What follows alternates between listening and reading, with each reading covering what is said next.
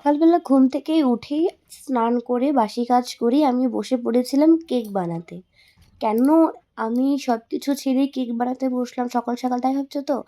আসলে সেদিন আমার ছিল একটা কেকের অর্ডার, আর আমার যেটা আগের দিন একটুকুও মনে ছিল না আর সময়ও ছিল না, সেজন্য আমি রাত্রেবেলা শুধু কেকটাকে বেক করতে দিয়েছিলাম, বেক করে ঠান্ডা হতে দিয়েছিলাম। কারণ তোমরা যারা কেক বানাও তোমরা খুব ভালো করেই জানো কেক ঠান্ডা না হওয়া পর্যন্ত আমরা কেকের কাজ করতে পারি না, কারণ কেকটা ভেঙে যাওয়ার চান্স থাকে।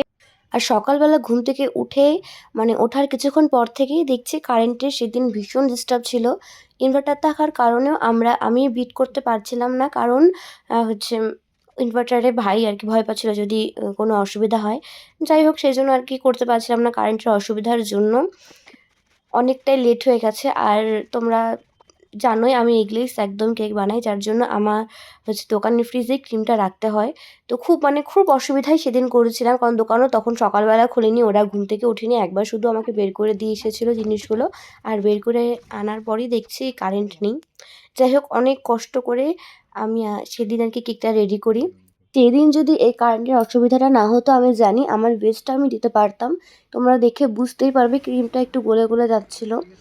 যাই হোক আমি অনেক কষ্ট করে বলতে গেলে রেডি করেছি, আর রেডি করে আমরা এখানে প্যাক করে নিয়ে যাচ্ছিলাম, কারণ সেদিন ছিল কেকটার অর্ডার কোচবিহারে। এর আগেও ওখান থেকে আমাকে মানে আমার কেক নেওয়া হয়েছিল, আবারও মানে ভালো লাগলো।